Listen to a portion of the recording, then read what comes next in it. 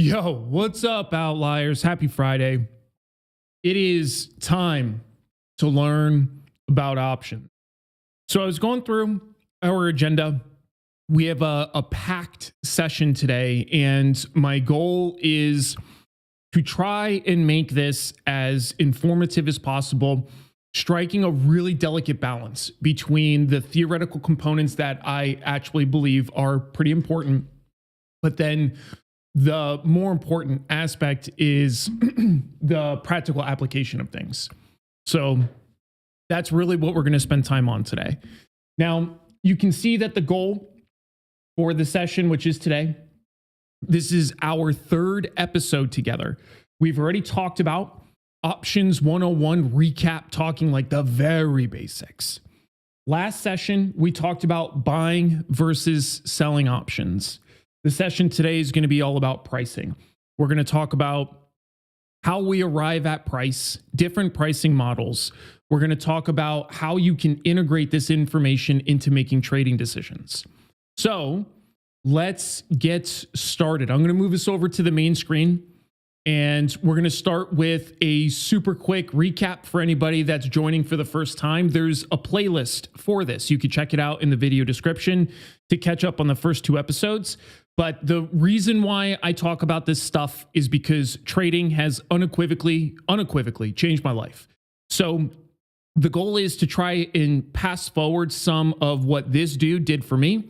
And I continue to reiterate that point, not because I like saying it, but because I want to continue to spread the message that you, every single one of us, you have the ability to genuinely change the trajectory of somebody's life in a lot of different ways. It doesn't have to be through trading or investing, just in your interaction. So not going to belabor that point. I like to reiterate it to keep it top of mind for everybody because it's very frequently at the top of my mind.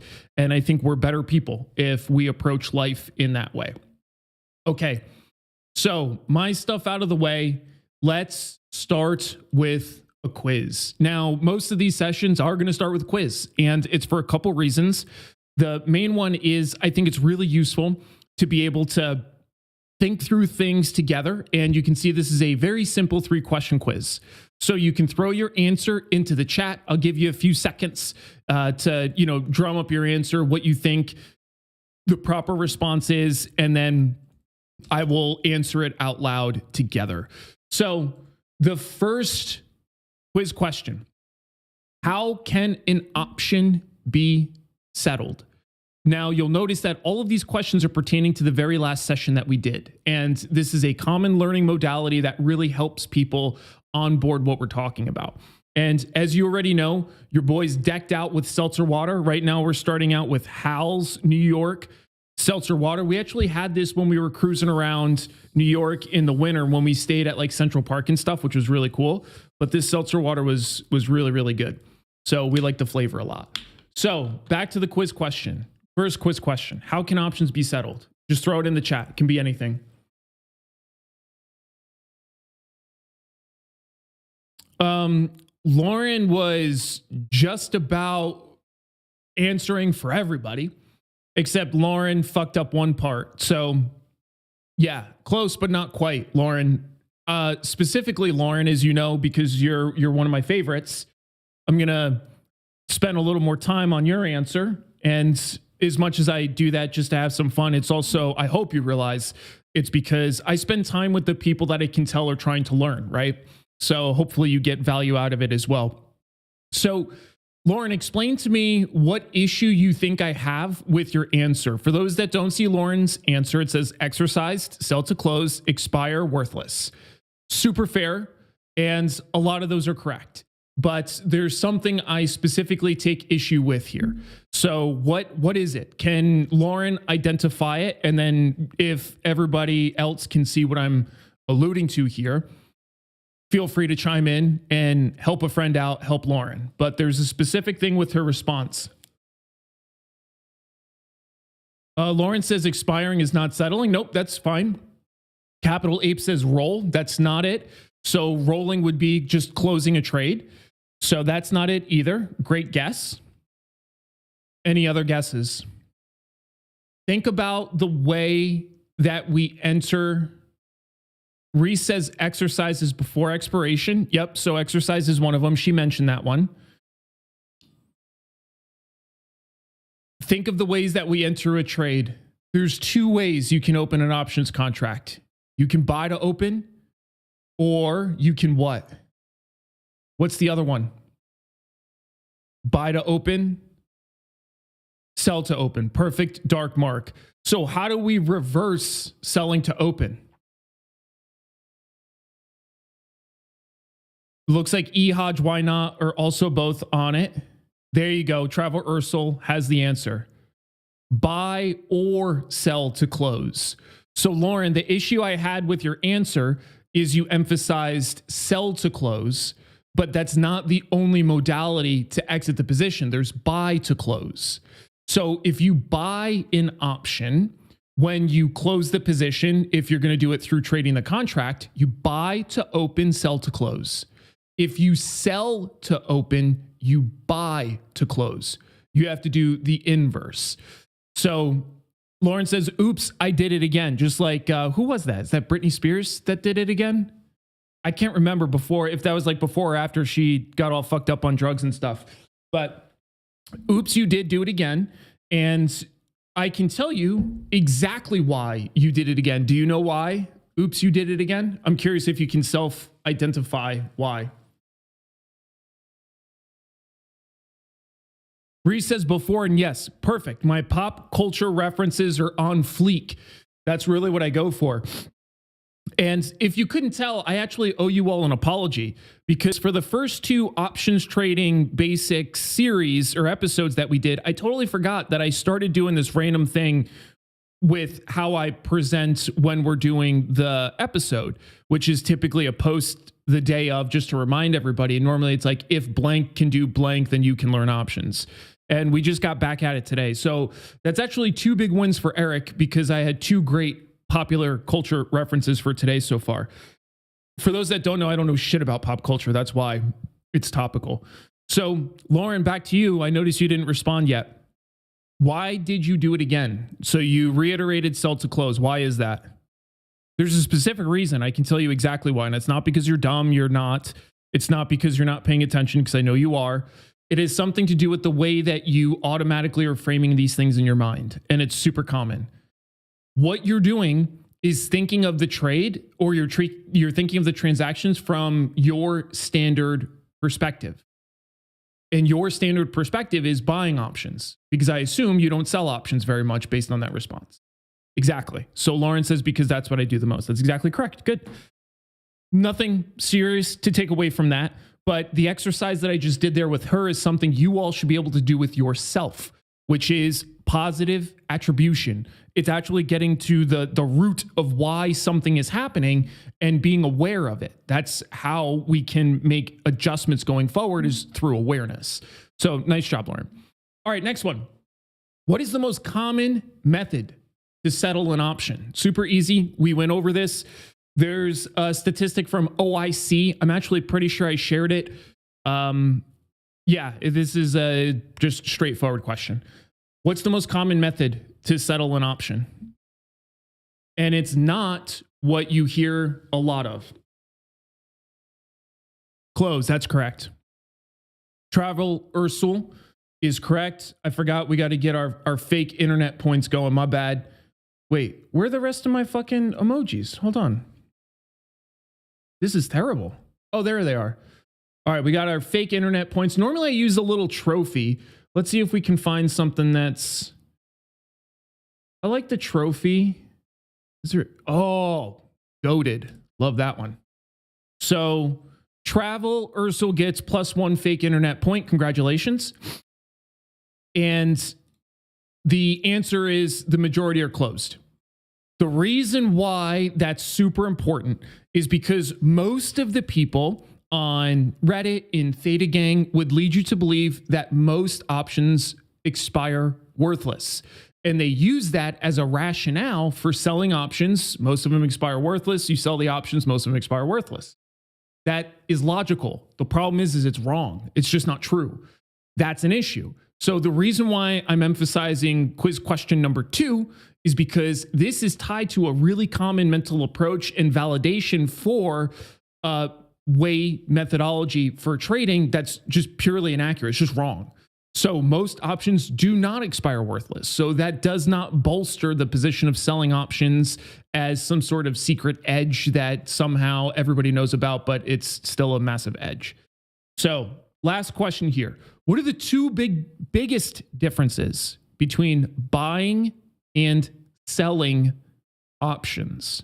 There's more than two technically, but there's two massive differences, the most important ones as far as I'm concerned.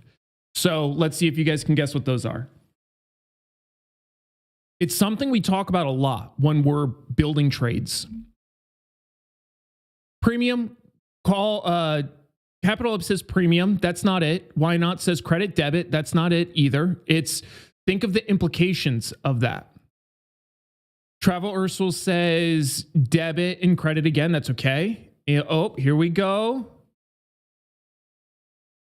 Okay, Reese has part of it. Bingo. Elizabeth has the full answer. So at Elizabeth, you get +1 fake internet point. And since somebody made fun of my goat, which is it's saddening to me because I really like the goat, I'm going to this is a point for Elizabeth, but it's also a slight, to be clear, against Lauren, which is stop that bullshit, respect the GOAT. So Elizabeth gets +1 fake internet point. That's exactly correct. The most important differential between buying and selling options, unequivocally, is not the fact that there's credits and debits. That is a big difference, to be clear. You know, I already said that it's there's multiple differences, but the biggest ones by far have everything to do with this risk-reward graph. This is the zero line. So if we buy a call, it's going to look like this. And if we sell a put, it's going to look like this.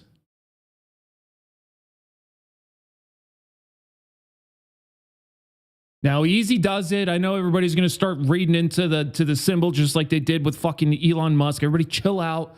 These are just two risk-reward profiles overlaid with one another. The biggest difference to be aware of here is the risk side of the equation and the reward side of the equation. This is the biggest difference.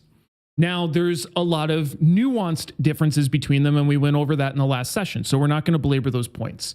But the reason why you have to be aware of this is because when we get into a further session, where are we? Session number 9, we're going to talk about it before we get to number 9. But at session number 9, where we're talking about how to build an options trade, this difference is one of the defining features that's going to naturally back you into different decisions. Great. Okay, so we have our quiz done.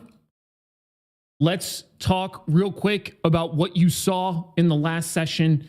You saw the differences between buying and selling from a holistic perspective. We looked at everything from how to open the trades, how to close the trades, how to settle the trades, the risk profiles for the trades, understanding when we might want to buy, when we might want to sell. All of that was in the last session. This is going to continue to just grow so that you have a quick recap of what we spoke about last time. Now let's talk about the agenda for today. We are getting into option pricing explained. So we're at 17 minutes, 10 seconds. I'm updating our timestamps. And this is what we're going to talk about today. We're going to talk about the components of an options contract. We're going to talk about what premium is. You already know what premium is because we talked about that before, but we're going to talk about it again. We're going to talk about pricing models and pricing model inputs. We're going to talk about bid-ask spreads. We're going to talk about an order book and layering. And then we're going to talk quickly about some of the actual implications of this stuff through the Greeks. So your TLOs, terminal learning objectives. This is a really obnoxious military term whenever you do, well, especially for the Marine Corps. I don't know what other services call it. Whenever you take a military course, you have TLOs and ELOs. TLOs, terminal learning objectives, are what you should know at the end of the session. This is what you should know at the end of the session. ELOs are enabling learning objectives. Those are the things we're going to learn along the way, essentially these things. So this is what you're going to walk away from the session with today, as well as an understanding of these common questions and misconceptions. The questions you see here are, first one, this is from a comment on the post, I think. This one is, how do you quickly identify mispriced options? Great question. Next one, this is from Reddit, which is, how do you use Black-Scholes Merton model to price options? Next one after that is, using option pricing models as a retail trader, are they relevant? That's also from Reddit. And then the last one was a DM to me on Reddit, which is, which option pricing model is most optimal? So we're going to answer all of those by the end of this.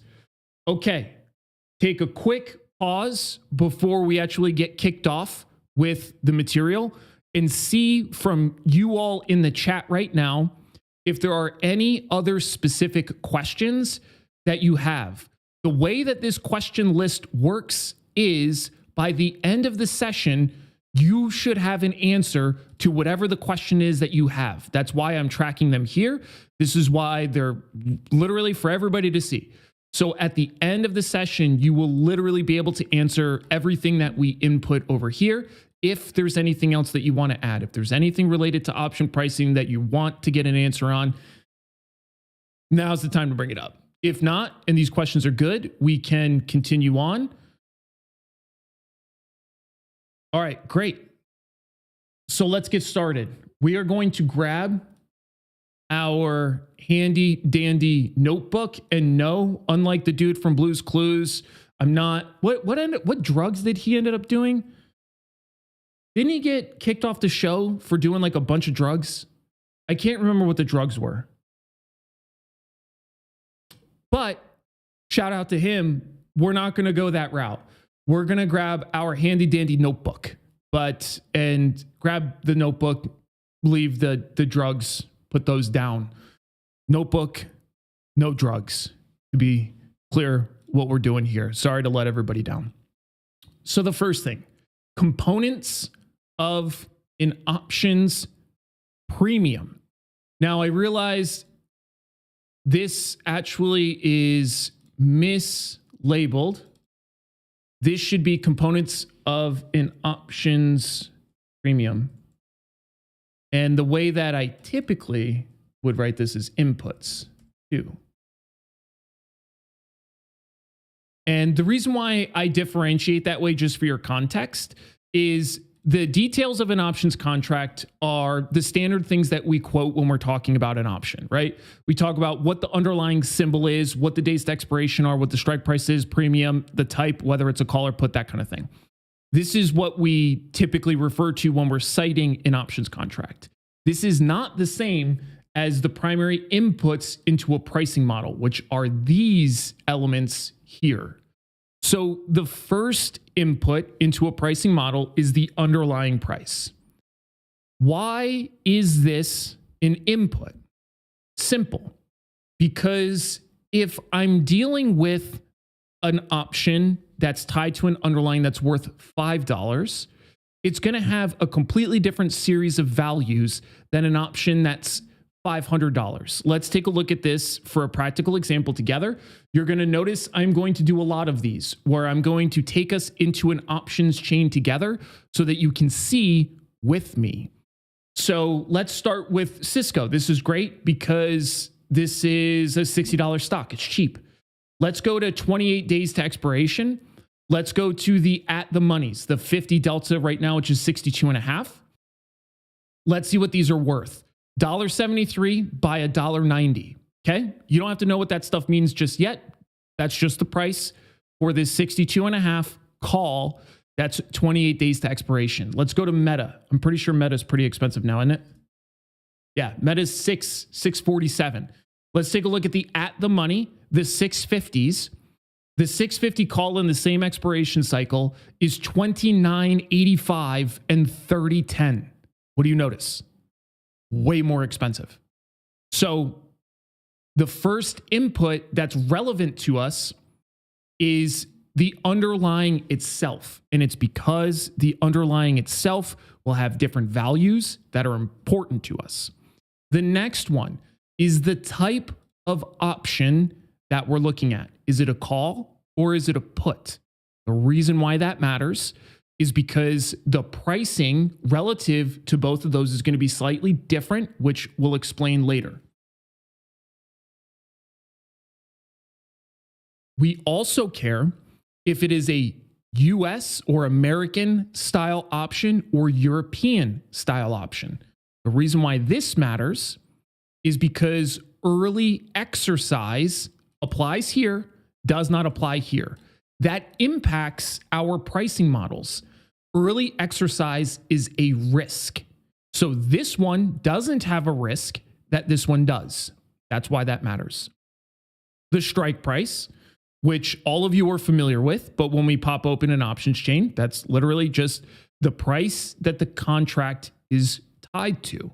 It's essentially, if you're talking about a house, the contract price for the house is whatever the buyer and seller agree that the house is worth and they're going to transact at. That's what this is. That's what the strike price is.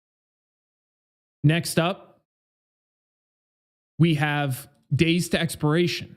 The reason why this is an input is because an option is a contract between two people. The duration of the contract matters a lot. Imagine if you were going to go to an insurance provider for a car. And let's say that you were going to get a car and you needed to have, automobile insurance in order to be able to drive it around, but you only needed insurance for 2 days. Just work with the example. I know it doesn't work like that, but work with the example here. Do you think that the insurance that you would pay for 2 days is more expensive or less expensive than insurance that would last a year? Kind of straightforward. I imagine you probably know the answer. But what's more expensive, the 2-day insurance or the 1-year insurance? And I'm not talking on a relative basis. I'm talking at a gross dollar amount. Reese is on it. 1 year. Pretty simple. Why? Because it's a longer contract. That's exactly why. So days to expiration is important because the length of the contract will impact the price associated with it. The current risk-free rate. The reason why the current risk-free rate is an input to models is because it tells us what price we need to have integrated into the pricing model where a participant could go get that risk-free rate somewhere else. So there needs to be a reason for us to trade an options contract, which has additional risk. If you don't integrate the risk-free rate, and let's say that the pricing is completely off where you could get the risk-free rate somewhere else for free, and then an option happened to be cheaper on a relative basis, who wouldn't go for the risk-free rate? I would. It's risk-free. So the risk-free rate is a really important input into the model. The next one is any dividend yield to the underlying. The reason why yield is so important is because it impacts the stock price movement, volatility. It impacts the propensity for early assignment risk. So the yield really is important from two different perspectives. A call has early assignment risk if you're short a call. A short put doesn't have early assignment risk from a sales side perspective. However, the short put has the risk on the market dropping after the dividend. So both calls and puts are impacted by the dividend yield. And then there's the last one that is in gold, volatility. The reason why volatility is in gold is because when we look at a pricing model, all of these things are known. Every single one of these details are known definitively. It's not, I'm taking a guess. I know them definitively. I can look at the underlying and see what the price is. The price for Meta right now is $647.49. I can see the price right now. The type of option I can see if I'm talking about calls or puts. I can see it right now. If we look at the type of contract that it is, US, American versus European, you can see those pretty simply by looking up the contracts.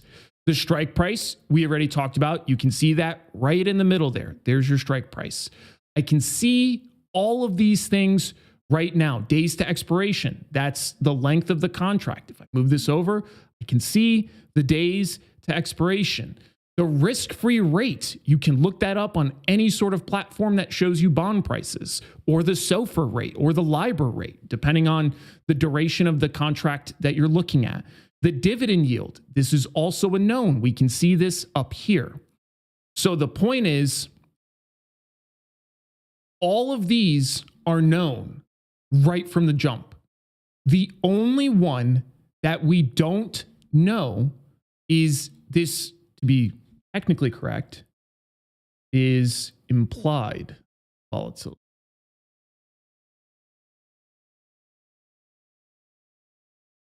The reason why implied volatility is not known is why. Why is this one input into the pricing model not known?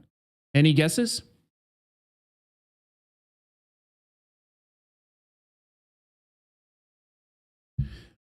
Why is implied volatility not known? We know everything else here. Why not known? Talk to me. Talk to me, Goose. Can't predict future price. You can predict, but your point is well made. Implied volatility deals with the future, which is unknown. We can predict it, right? We can come up with estimates based on where we think it's going to go, and we actually can predict pretty well. But that part aside, to Why Not's specific point, you can't predict what Meta is going to be next Wednesday. We can have ideas, but we can't predict it.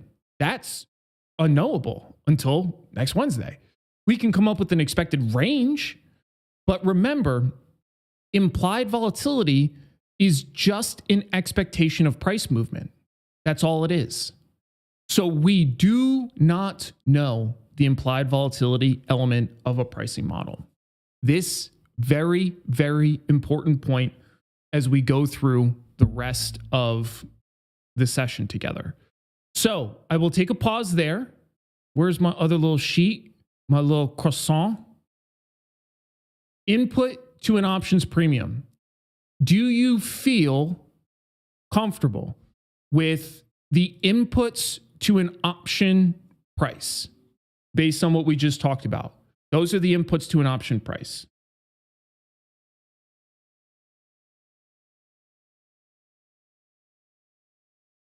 I'm just updating our timestamps. N54 is good. Capital Ape says, does standard deviation play a factor? That's what implied volatility is tracking, the standard deviation. It's looking for deviation of future price. Reese says, so how do we arrive at at implied volatility?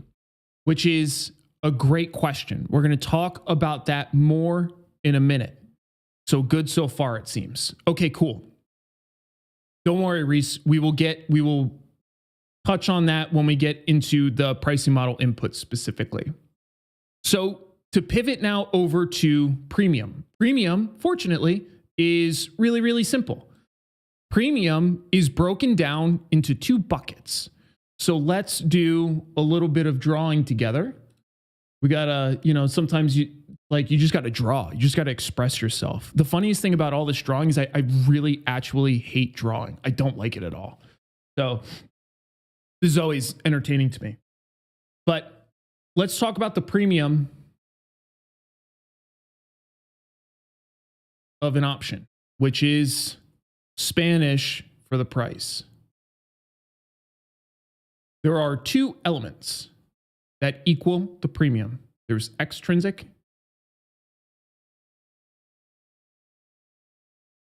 and intrinsic.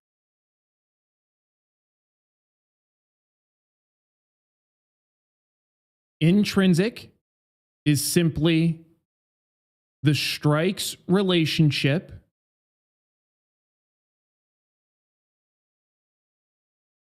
to price. Extrinsic is made of volatility, implied vol, and time. So one of the notes here is that, there you go. You could see the implied volatility there. One of the notes here is that implied volatility lives within time. There are two different things. You can isolate them, but the more time we have, the more time implied volatility has to be volatility. So implied volatility doesn't exist without time. So what that means is if time is 0, what does that mean? It means that we're talking about a contract, and I'm saying 0 at expiration. I'm not saying like a 0 DTE that still is the rest of the day. I'm talking at expiration 0. The reason why you need time for volatility is because we're talking about implied volatility. It's forward looking. If you are at time 0 at expiration, there is no more forward looking. The contract is now expired. It's all historic at this point. None of that is forward looking. The contract is gone. So that's why implied volatility lives within time. As soon as time is 0, implied volatility is gone for that contract. It needs time. Now, the relationship between strike and stock is relative to whether or not we're talking about a call or put. So let's take a quick look at these. I actually think it might be in this. Yeah, here. So we can take a look at calls versus puts, the type of option, and we can see that this gray, I don't even know what color is that? What color is this? The shaded area. It almost looks purple. I have no idea what color to call that. You're going to have to help me out here. This shaded area represents in the money for calls. This shaded area, everybody says purple. Okay, yeah. So we'll go purple. Alberto says violet. Alberta's going real specific, which you guys will have to confirm or deny if this is actually violet. In the money for calls is simply when the stock price is above your strike. For puts, it's the inverse. The reason why moneyness matters is because it impacts the probability of the option being in the money, which impacts the overall value of that option. Options that are expected to have intrinsic value are worth more than options without intrinsic value. So, super important point. Okay, so now we take a pause with respect to premium and see if you have any questions. What questions do we have on premium of options? Do you understand how it's broken down into intrinsic and extrinsic value and the differences between intrinsic and extrinsic value?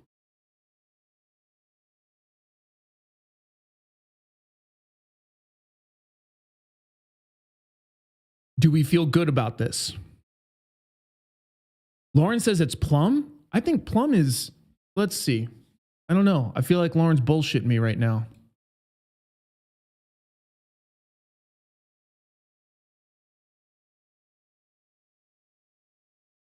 Yeah, I think Lauren is playing games. It's not fucking plum. That's straight bullshit.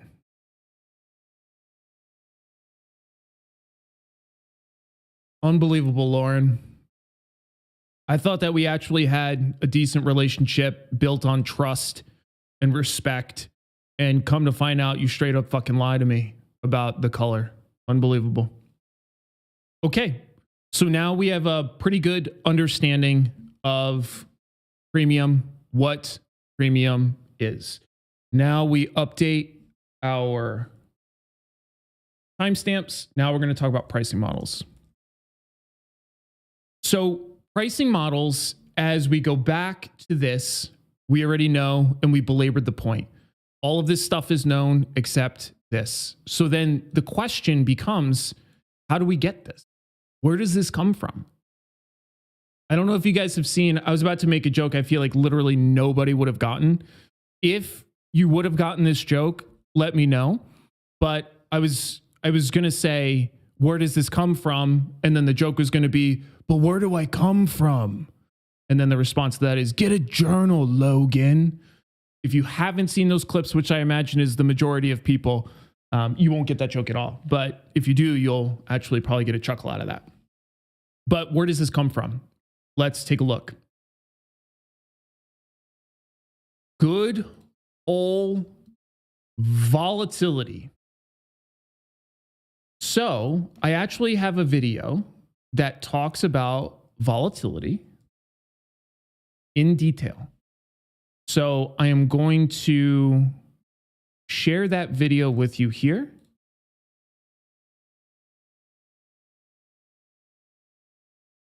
Right there. So volatility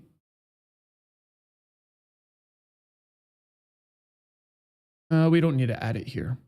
Volatility is the only input that we're missing. So that video goes through volatility in depth. The way that we price an option effectively is through pricing volatility. There are a lot of different kinds of volatility. And if you'll notice back on this, we literally have an entire session about volatility by itself. That's how important it is as an input to this entire thing that we do as options traders. One of the things you are doing, whether you realize it or not, every single time you are trading an option, is you are expressing an opinion on volatility. Whether you mean to or not, you are. So you have to understand that, because it changes the way that we frame and make decisions on position sizes, types of positions, the way we structure our trades, which we'll get into in a future session. So here we have forecast volatility. Forecast volatility is how we determine expected volatility. And there are all different kinds of tools people use. The entire world of forecast volatility is where you see all of the advanced institutions, market makers. That's where they're all playing. They're all trying to be the best at figuring out what volatility should be priced at. So the way that that works are people using all kinds of pricing models. And it's not pricing models simple as Black-Scholes Merton. We use Black-Scholes Merton model as a way to understand and simplify options. However, the world of pricing the volatility input itself is exceedingly complex. And that's where you will come across different models like Garsh, eGarsh, EJ-Garsh, including jump diffusion.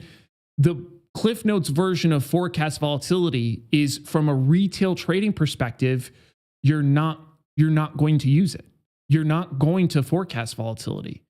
The reason why you're not going to forecast volatility more often than not, you could do it as a scholastic exercise, right? Just to learn and to try it. You're not going to price vol better than all of these other entities that are then expressing these opinions in the market. So when we're trying to figure out the price of an option, this is the biggest and most important input that exists. If an implied volatility calculation is mispriced, it can lead to significant opportunity for other traders to capitalize on that mispriced vol. The way that that can work from a theoretical perspective, to give you an overview of what the fuck this means that I'm saying. Let's say that we're not retail traders. Let's say that we're both institutions. Let's say that we're both high frequency traders. If I'm a market maker and I'm providing these quotes on what I think this option is worth. This quote literally just represents vol. That's what, when people are talking about options in a technical perspective, we just refer to them as vols. We talk about the volatility because none of this other shit matters. It's all known. So the only thing we care about is the vols. So we can take a look at something like this and we can determine what the current implied volatility being priced into the option is. Now, a lot of platforms do it for you, but that's primarily what we use the Black-Scholes Merton model for, is it allows us to use the differential equation to pull out the individual inputs and isolate the individual inputs so that we can see what this is. So this 615 put right now is being priced at 41.75 vol. Now, going back to the example, you and I are both institutions, we're both high frequency trading firms. And we see this being priced at 41.75 vol. According to our model, which they're competing with one another, according to our model, which we've spent tons of time in R&D, we literally have a fucking army of PhDs that man the model and update it. They come in and they say, oh, wow, that 41.75 is way off. That's super high compared to what our model says. So then what do? We come in and we sell this volatility. That's the cool part about consensus-driven markets. Because there are so many really smart entities interacting here, you're going to get a pretty good example of what volatility is priced at.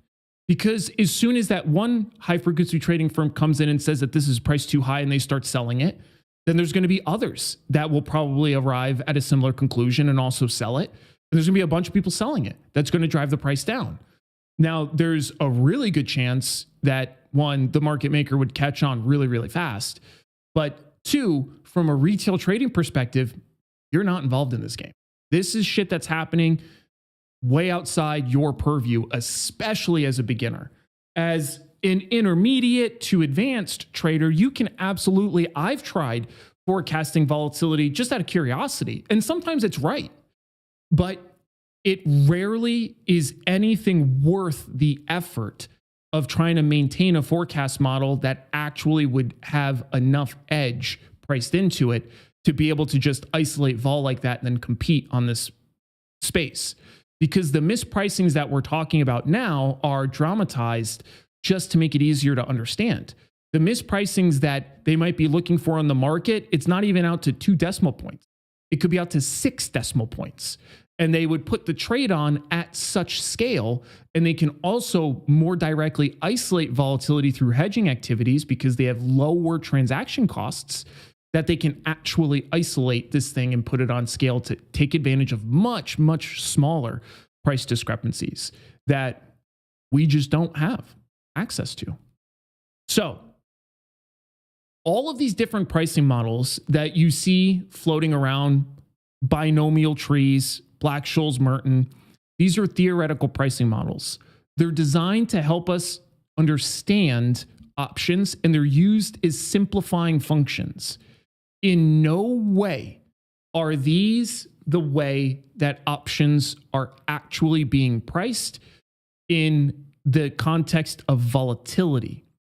Because once we price volatility, we can use something like Black-Scholes Merton because we can adjust for some of the simplifying assumptions it makes with respect to the stock distribution. And we can use log normal. We can change those small inputs to make it pretty accurate, but pretty fast. The thing about getting really accurate with stuff like this is that these kinds of pricing models are close enough, provided that the implied volatility calculation is very accurate. So to use more advanced pricing models typically introduces latency. Pricing models use simplifying functions so that they're, one, consumable, but two, so that not consumable, to be clear, for you and I. They don't give a fuck about you and I. It's so that when they're programming them, they're fast. And this is typically good enough. So the way to think about pricing as far as a retail trader, options are priced by institutions. They're priced by institutions that are playing these games that I'm outlining for you here. The pricing that we participate in is whether or not we think the current price is fine for whatever we're trading. But to answer our first question from this is, how do you quickly identify mispriced options? You fucking don't. As a retail trader, you absolutely do not. You have no fucking idea. And it's because this game is happening at a level that you don't even see. So the game of identifying mispriced options, it's not for you. There's going to be other entities that are much smarter, faster, well-equipped to do that actual thing. You will not know if it's priced correctly or not. Because think of what this represents. If you are able to identify a mispriced option as a retail trader, that means every other active market participant missed it and didn't do anything about it. Probably not going to happen. So this one is super simple. You don't quickly identify it, nor do you typically identify it much at all. You just take an opinion on what volatility might be or what you think volatility might be. But to go as far as calling something mispriced, way off. The other thing to keep in mind is that there's a really important relationship between puts and calls. It's called put-call parity. If put-call parity is violated in any way, there are high-frequency trading algorithms that are hunting for that exact scenario. And the reason why they're hunting for that scenario is because there's an arbitrage opportunity, or there's different kind of positions that can be put on to even have a risk-free trade potentially. So there's an arbitrage opportunity. So that's, again, going to happen so fast, you literally won't even see it. So there are structures that maintain the relationship between puts and calls from an efficient market perspective. And then when it comes to the pricing of options, we as retail traders, we simply go through and we accept whatever the market is pricing the vols at. So right now, for Meta, pricing the 620s at 41.66, I take that as accurate. I don't have a better estimate than vol on that. And me running anything through a Black-Scholes Merton model doesn't fucking matter unless I have a different volatility input. So then the question is, where do you get your volatility from? We, as retail traders, we derive it from the market. That's why it's called implied vol. We're implying it from the market. But the input that's actually used in pricing models is called forecast vol. That's when we decide what volatility should be and what we're going to price volatility at. Okay, big section. So I'm going to take a pause there, and I want to see how we feel about pricing models and pricing model inputs. If we have questions, we can do that now. I'm just updating our timestamps quick.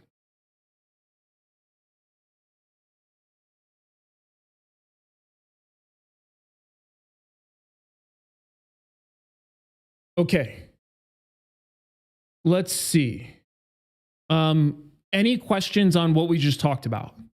Any questions about pricing models, pricing model inputs, anything like that? Why not says I'll get full off of the market crumbs.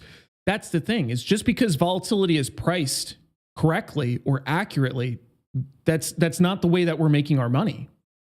The way to think about market pricing of options is if options were mispriced or priced too rich or too cheap. If that were the case, then there's the ability to capitalize and to monetize that. And that's where you hear of things like variance risk premiums, because we know in indices that volatility tends to be priced rich. That's for a bunch of different reasons. And there's literally a known phenomenon around that people can monetize. So that's one way to make money. That's one profit mechanism, as you will hear me refer to it as. But just because there's not a bunch of mispricing in options for us to go around and try to trade all the time, there's a bunch of other ways we can make money in options. That's just not our game. Reese says, in retrospect, can we say an option was mispriced? I mean, yeah, but it doesn't really mean anything.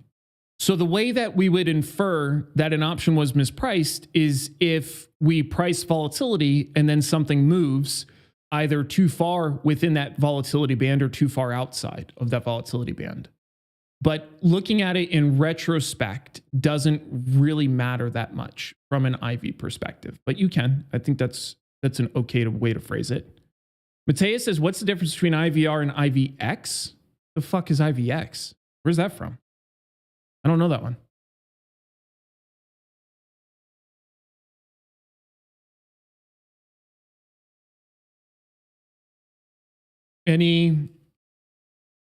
Reese says, if everything was priced perfectly, I wouldn't have any 100% winners. That's incorrect. Again, you're focusing on the wrong thing. Let me explain this, because I can tell that this part's confusing people.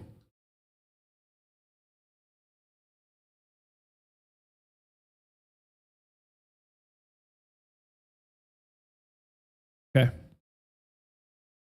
We have two scenarios.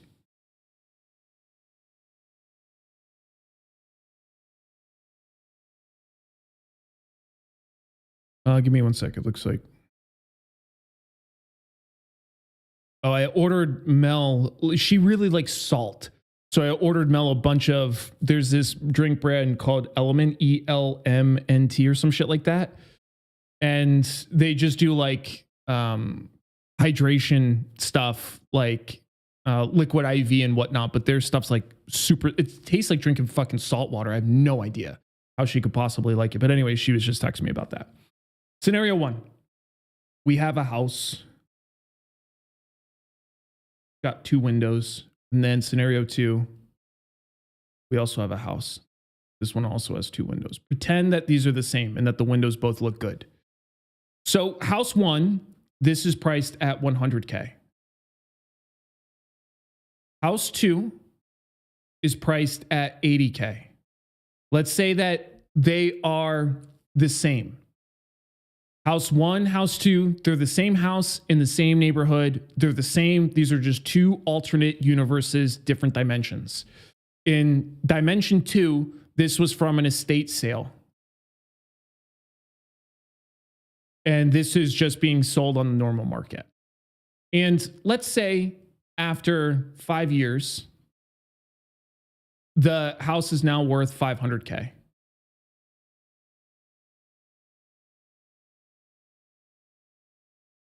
Just because this house wasn't quote unquote mispriced doesn't mean you can't still make tons of money.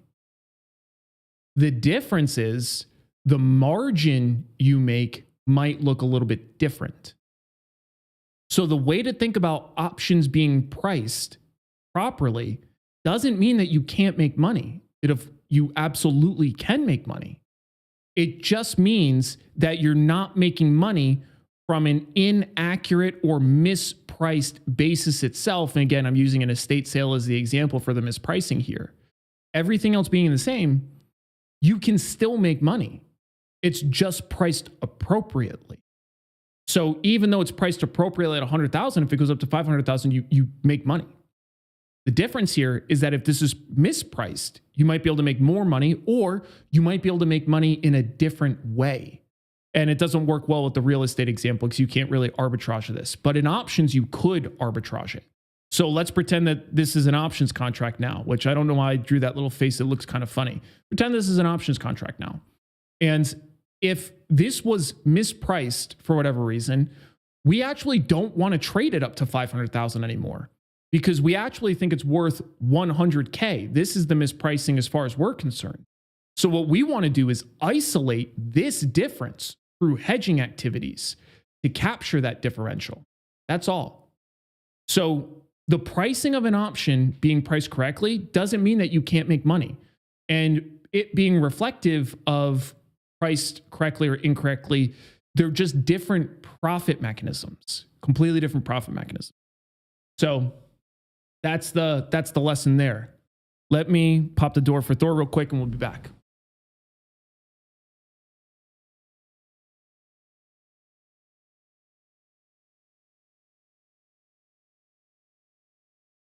So because options are priced correctly, it does not mean that you just get breadcrumbs. It does not mean that you have to be the peasant out in the market. You have to be the peasant out in the market anyways, because we're retail. It has nothing to do with the pricing of options. They're completely different things.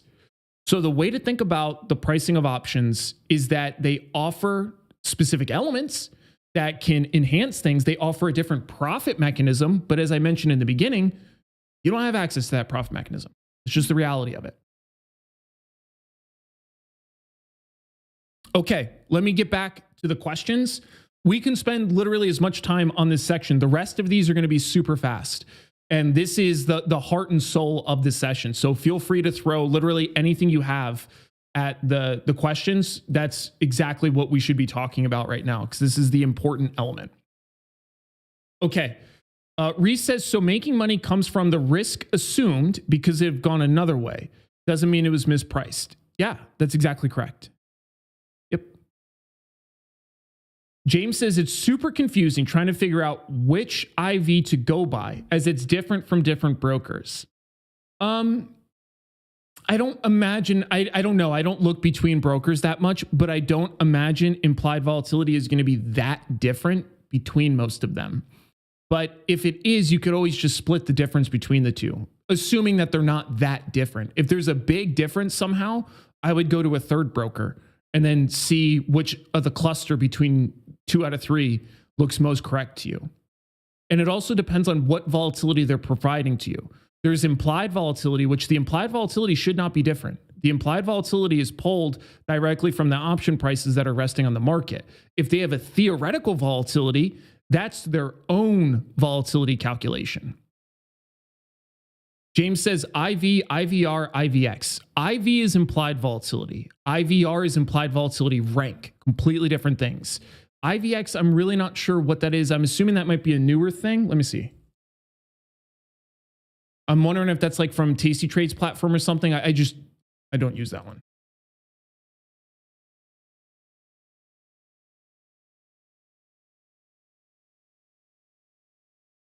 Oh, duh.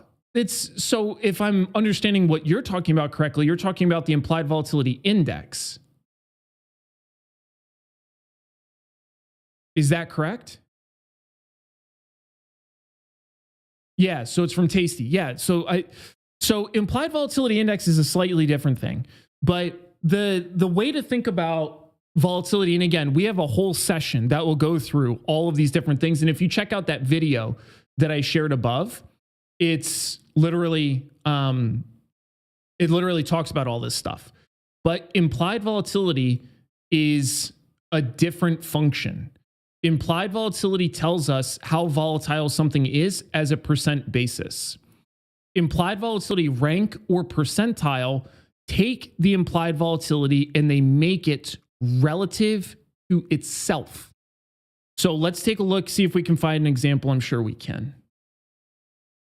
So right now, Meta has a 43% vol and a 73% implied volatility percentile and a 76% implied volatility rank.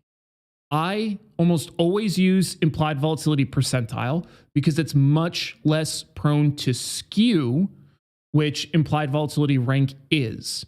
The way to think about these two, implied volatility percentile and implied volatility rank, they're very similar to one another.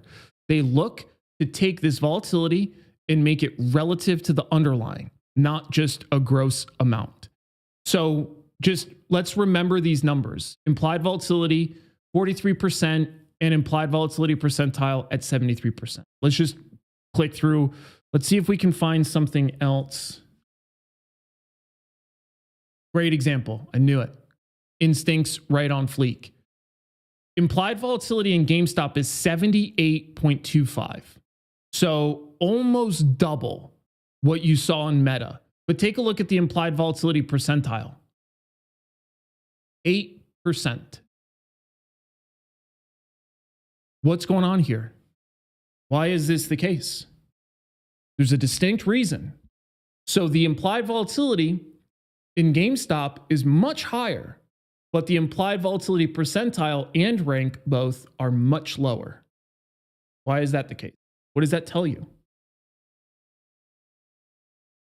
Roaring Titty says, did you see my question? I did not. Feel free to dump it back in and we can circle back on it. Roaring Titty says market cap. That's not it. That's an okay guess. Reese says GME is usually higher implied volatility compared to Meta, I think is what you meant. And, oh, I see. You're talking about the same. Yeah, same. So what Reese is saying is correct. What he's saying is that generally speaking, GameStop has higher volatility than what it has right now, even though the volatility in GameStop is already double what it is in Meta. So that tells you that GameStop is more volatile of an underlying. Think of this as another way of viewing beta. If we view beta of the S&P 500, it's typically 1.0. If you look at things that move around more, you'll have beta of 1.3, 1.5, 2, 3. You can have beta that's in excess of it. This is a similar way of looking at that.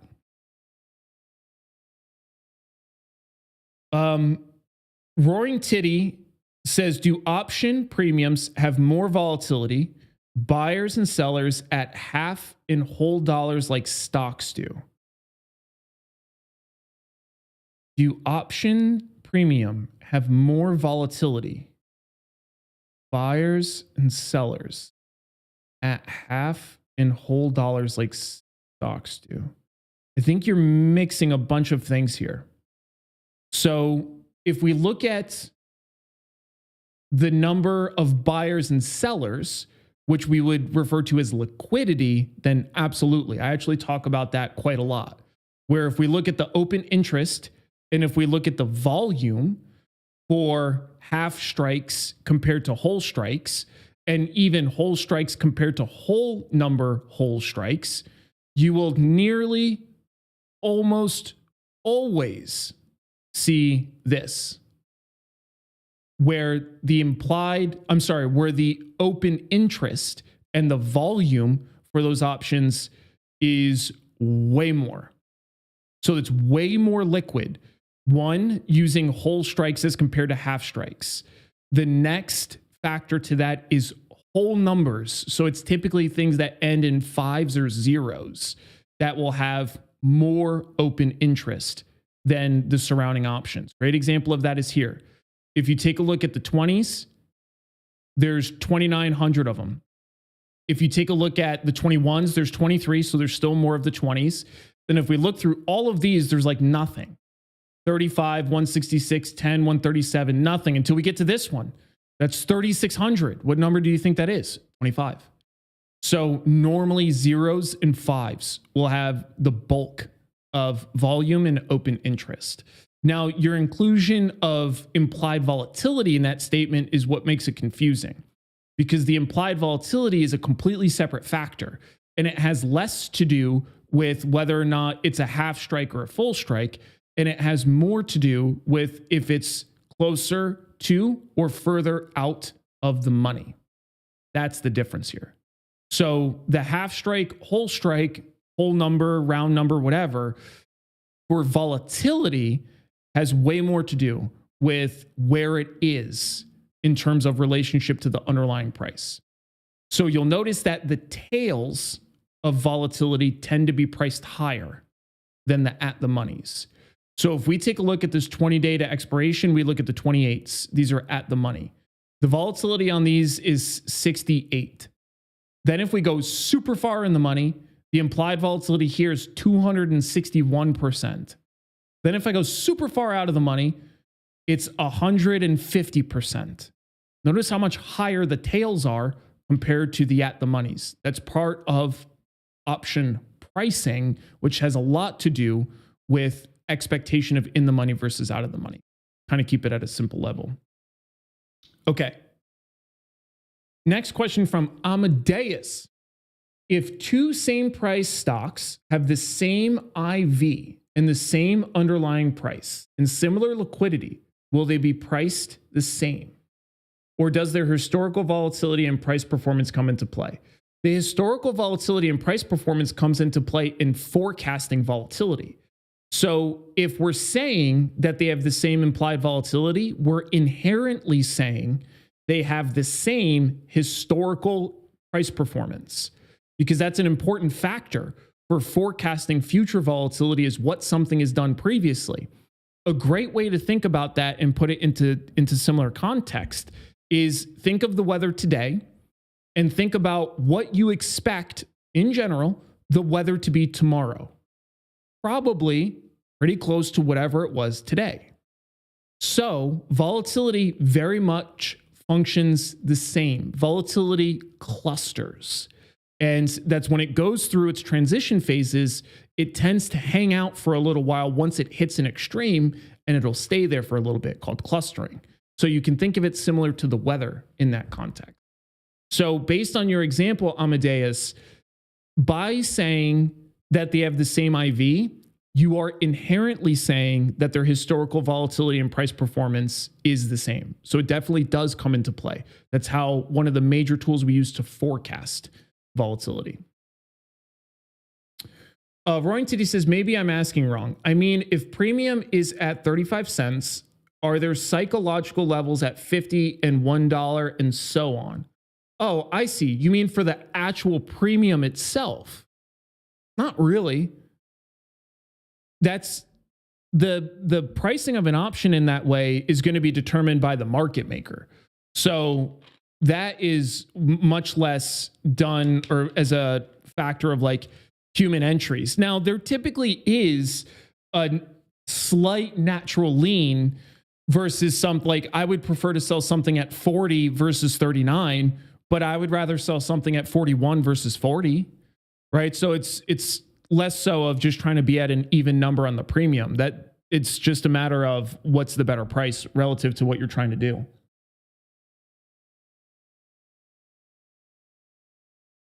That's relative to the premium itself. Great questions. I'm stoked. It feels like you guys are crushing this. So let's talk. This one's easy. Let's talk about bid-ask spread. So we're at 45. Bid-ask spread. And then we'll also do bid-ask spread and order books. We don't really have to talk about layering. That's more of a HFT thing. So bid-ask spread simply represents the current market offered for an option. That's all. So the bid-ask spread are these two numbers. You see the bid here, the ask here, the bid here, the ask here for calls and puts. The bid is the most somebody's willing to pay. Think of the people that do the do I have a 40? And the auction people. So the auction people essentially, as they do that rambling, which I think I just did an excellent job mirroring, if I do say so myself, they're essentially providing a market. And the person, when they raise their little thing, they raise their thing, and they have, you know, their fancy hats on and shit. When we go through that kind of pricing, it's the same thing as the market. There's a person that's sitting in a chair that says, I will pay $10 for that item. Then the auctioneer will say, well, do I have 12? And then they're going to try to find somebody to pay $12 and so on and so forth. So the bid is the most somebody is willing to pay at this time. The ask is the cheapest somebody's willing to sell. Now, the cool part about markets is you typically can get filled between these towards the mid price. And things that are liquid, meaning there's a lot of people transacting in there, they will have narrower bid-ask spreads. Bid-ask spreads are super important because they represent your ability to get into and out of something at a fair rate. And we did a focus topic a while ago on how to calculate liquidity bid-ask spreads. And before you ask, you already know, I have a video on it. So I will share this video that goes in depth on assessing option liquidity, bid-ask spreads, all of those kinds of things. But the main takeaway is for you to know that there are two prices that you will see. You typically can transact in between these prices. These prices are typically set by market makers. One of the games for market makers is they obviously have to make markets. There's certain requirements for their quote book being turned on, or their quote machine being turned on for certain durations of time in certain things. And if they violate those rules, then they can lose some of the benefits that they have as market makers. The reason why that matters is because it impacts then what they might rest on the order book. The reason why it might impact what they rest on the order book is because they still have an entire inventory of stuff. They have tons of positions on already. So they might not want to take a whole bunch more of GameStop at either of these on the buy side or sell side if they can avoid it. So they might price them a little less aggressively, or they might offer different sizes at that price. So that's why you typically can transact towards the middle, is because the fair price is generally towards the middle. Now you can actually use something like the Scholes Merton model to figure out what the price should be. Because right now this is telling you $1.92 by 202. What should it be? Well, guess what? You have an implied volatility input right here, which is 67.94. So I actually have a tool. I can tell you right now, I just got to grab my thing. I have a tool built in my trade log that does this for me in two different ways. It does it through the Scholes Merton model to give me a theoretical price. And then it also gives me a binomial tree. I have like a couple different versions of the binomial tree, but it gives me the delta, the gamma, all that stuff. So we can run through and input the ticker, the underlying price, the expiration, the IV, the yield, if there is one, the current risk-free rate relative to the duration that you're looking at.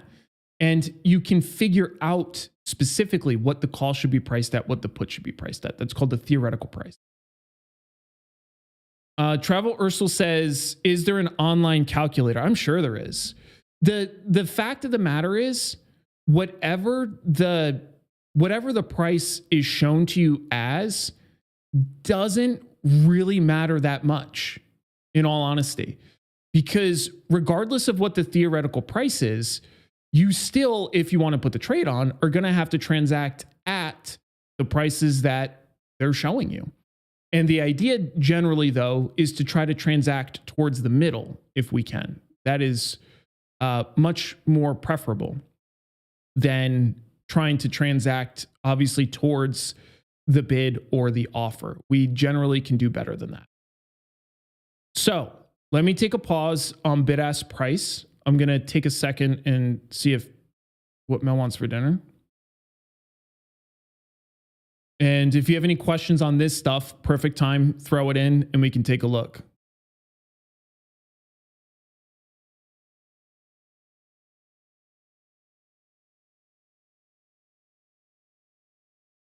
Frank says, do you have any tips for setting a stop loss on contracts that have a wide bid-ask spread? I feel hesitant to set one because I'm not maximizing gains. Well, it depends on what the stop loss is for. So that one is a slightly different question. We can save time for the very end for those. I just want to handle stuff right now that's more specific to this. Feel free to bring that back up, though, at the very end, and we can take a closer look together. But in the meantime, just so that I'm not leaving you hanging, this video goes into that on using stops. Royington says, I find they don't fill me often at the midpoint. Takes forever to get filled. Yep, that's exactly correct. And it depends on what you're trading. If you're trading something that's less liquid or more volatile, more volatility typically leads to less liquidity, then you will find that exact thing.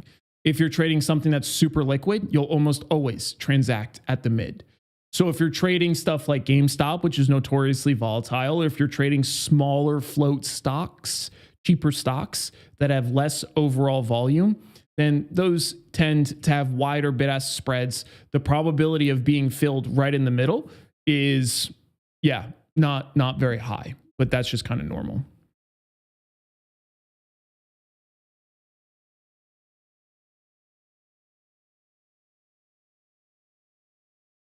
Cool.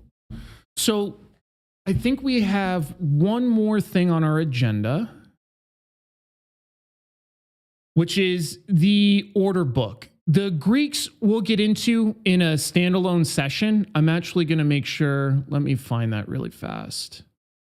Let's make sure that we have the Greeks as its own. We do. So the Greeks will go into more in depth. What I was going to talk about with the Greeks with respect to today is simply that the fact that the Greeks help us understand how things are priced. Like that's pretty much it. It gives us a little context on the pricing of what we're looking at.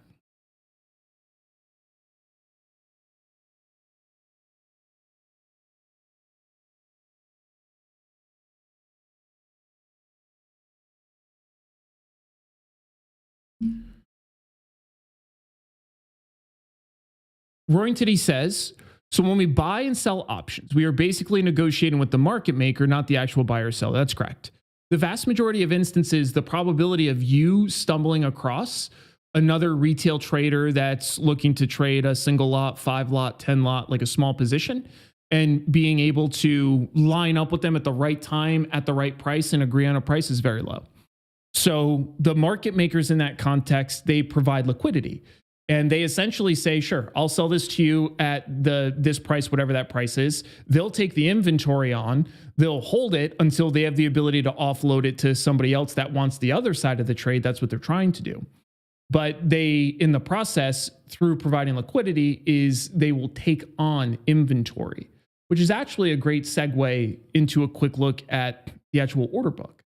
And the order book, there's different things, level 2 data. Again, this is the order book here for the underlying. And then you can look at the actual order book for individual options if you're so inclined. So we could take a look at the 28s here. And you can see what the current sizes are, what the current bids and offers are at those sizes. So this lets you take a peek at what this specific option, for example, is being traded and offered at.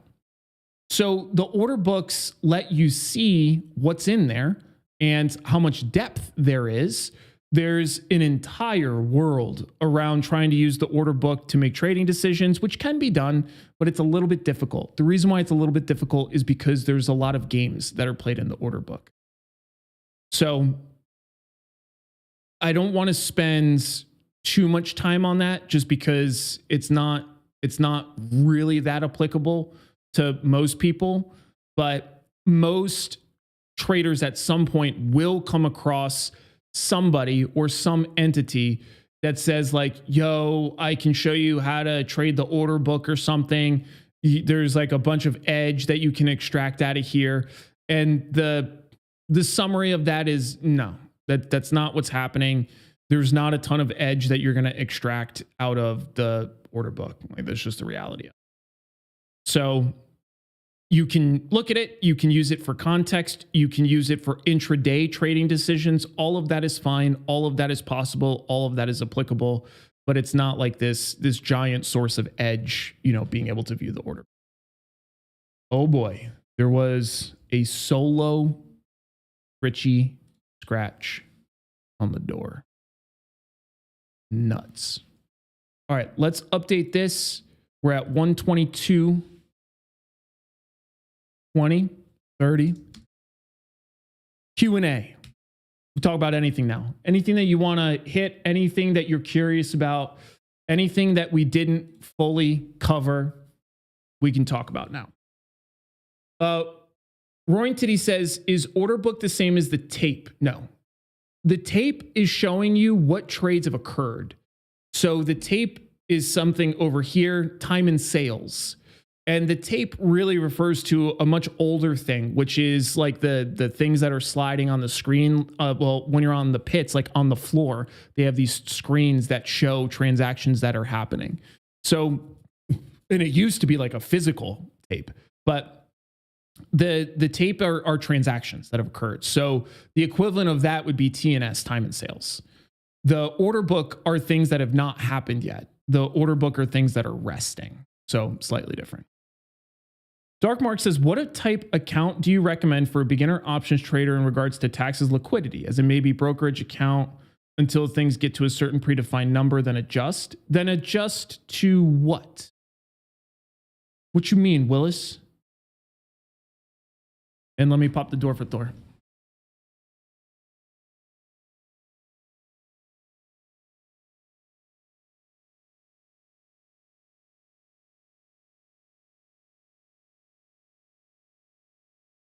Here he is.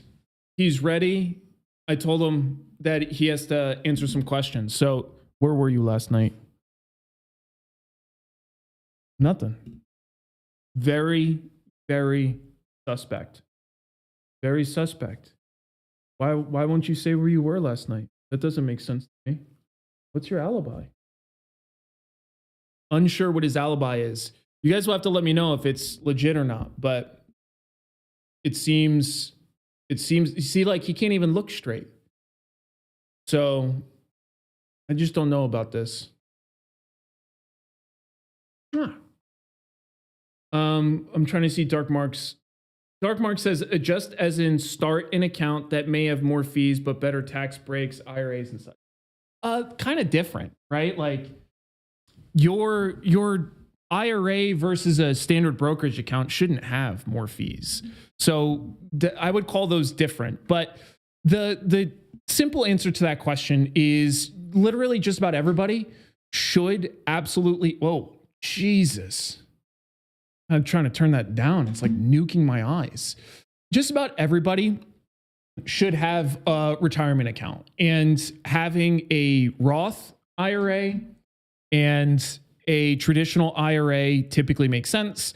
Roth IRA, you will get priced out at some point. It will mean that your income means that you don't get a deduction from contributing your Roth IRA money, which is not the end of the world. But there are other ways you can contribute to the IRA through what we call a backdoor contribution. Sounds illegal. It's not. It's completely fine. But it's essentially when you input money into an IRA, which again, once you're at a certain income level, it's not tax deductible. You get no tax break from it. But then you can put that as a larger dollar amount into a Roth IRA and trade that. So to do, GC says 7K, I think. GC, you're talking about the maximum limits to contribute. I'm talking about your income level and your ability to contribute. What ends up happening is when you make too much money, it's not even that much money. Once you get over a certain amount of money as your income, they literally won't let you contribute, which is honestly also super annoying, to be clear, because it's like, if you want people to retire, why the fuck are you penalizing people that save well? But I digress. So let's take a look at Roth IRA income limits here. So you can see in 2024, the Roth IRA income limits are 146 for single filers or 230 for married filing jointly. So what that means is if you make over this amount of money, you can't contribute to one directly, and there's no tax benefit to doing so. And then let's take a look at just regular IRA.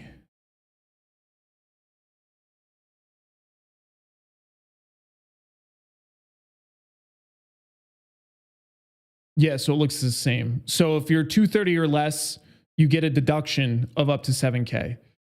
And then as soon as you're over 240, there's no deduction. So essentially, the money you put into an IRA from your income is taxed nominally, but then you can do a conversion from traditional into Roth. So slightly different.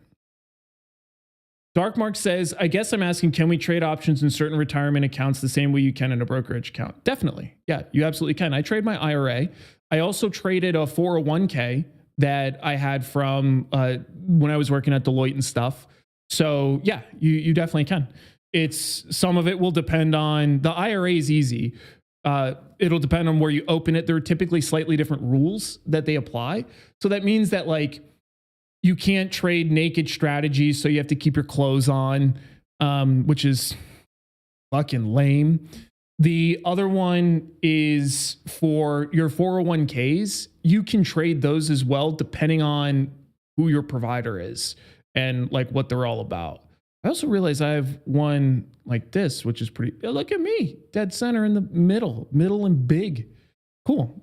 I figure that this is decent for Q&A. E. Hodge says some 401k will not allow you to trade options. Yeah, that sounds right. It'll be based on whatever the plan is. Mateus says, how did your position in NE go today after sharp rise it had today? Do you mean NNE or NEE? Two different tickers. So we have NNE, the key, which I still have a position in, and then NEE, which, looks like the streaming thing. Hold on one second. I don't know if I'm still on. Oh, there it goes. Mateus says NEE. I don't think I have anything in NEE anymore. Yeah, I don't have anything in that. I have NNE, but not NEE. So I have nothing that did anything. Yeah, GCA says NE just had earnings, which it definitely did. We were looking at this from an earnings play perspective.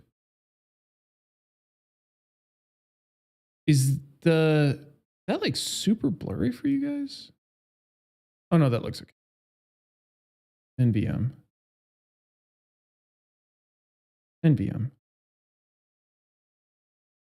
Trevor Ursel says, can we talk about stock consolidation? What it is, what it looks like, what not? Yeah, for sure. Absolutely. So thank you for bringing this up again during a stream. Because I remember, if I'm not mistaken, this is something that you brought up in the Discord somewhere. I don't remember where, but I remember seeing this before. So let's talk about that one really quick because it's super easy. So the way to think about consolidations is that consolidations are just a form of price action. That's it. Now, I can tell that you're incorrectly assigning consolidation to breakout. There's a relationship between them, but it's not an inherent relationship. A breakout is a very specific profit mechanism that has very specific signals, that has very specific behaviors, underlying conditions. There is a relationship between consolidations and breakouts, but it's not consolidations and breakouts automatically are tied together. There's more to the equation than that. Well, let's talk about consolidation. Consolidation and really anything else related to, actually, sorry, one sec. I just want to update the stuff that we've talked about in the Q&A in my little log. We talked about retirement accounts. I have to get better at updating this thing. We talked about, I think that's the main thing. Yeah, okay, cool. So we talked about that. And then we now are talking about consolidation. Cool. So for consolidation, it's really simple. It's relative to the time frame. Just about everything that we've looked at so far when we're trading options or analyzing an underlying, it's highly relative to the time frame. So if I zoom this out to a 3-year daily, I can find periods where the stock was consolidating. Consolidation is just a generally sideways range-bound price action. So a consolidation would be something like this here. So this range from here to here. This area is consolidation.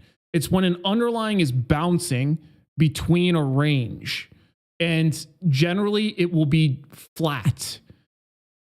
Now, the caveat is it's highly relative to the time frame you're looking at. So if we switch this to a 5-minute daily, this is a consolidation on a 5-minute time frame, this much smaller range right here. And then this is a breakdown out of the consolidation. And then this is a rally back up into another consolidation, which is a consolidating in between this level, so on and so forth. So the way to think about consolidation is just sideways trending price action. It tends to be when we're accumulating people that are transacting at a specific level, keeping it within a range, but it's highly relative to the time frame. You can have things like this that on a 5-day, 15-minute chart is consolidating. But then if we zoom this out to a 30-day, we can see that it was actually moving in that time frame, it was going up. But then if we zoom out further from a 30-day time frame, this is not consolidating, it's going down. This is consolidation here, but then it's going down. So if I'm looking at a 30-day 4-hour chart and then I go out to a 6-month, well, that's not really consolidating much, it's still going down. So it's relative to the time frame, but consolidation simply is generally sideways price action. Now, when it comes to breakouts, that's a whole other bag. Breakouts have a lot to do with underlying conditions, meaning specific earnings criteria that have been met, specific relationship to prior earnings, specific fundamental conditions that set something up that when it does break out of a consolidation phase, it tends to be a stronger move, kind of like what we saw here. This was consolidating. It did try to break out. This is a false breakout because the consolidation area really is from here to here. So it tried to pop out here, didn't work, consolidated, tried to break out to the upside, then got shot down, broke out to the downside, false breakout to the downside, then it finally broke out to the upside through here.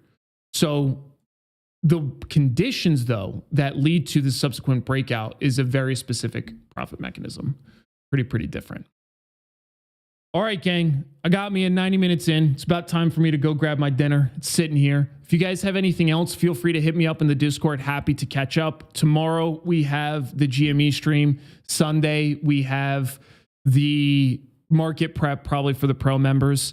And then we'll keep on keeping on from there. So your homework, almost forgot, your homework for the session today about option pricing model is to build your own Black-Scholes Merton pricing model in Excel. If you have no idea how to do that, use ChatGPT.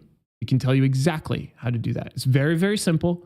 Black-Scholes Merton model. It sounds more overwhelming than it is, which is why that is your homework. So for those that are doing the homework, you can post it in the Discord. There's a section in the Learning Lab. There's a thread that is the beginner workshop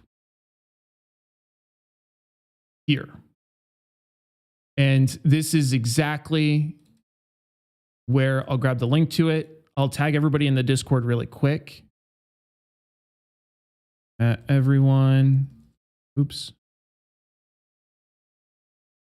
Here you can post your homework from the Outlier Options Trading Basics series.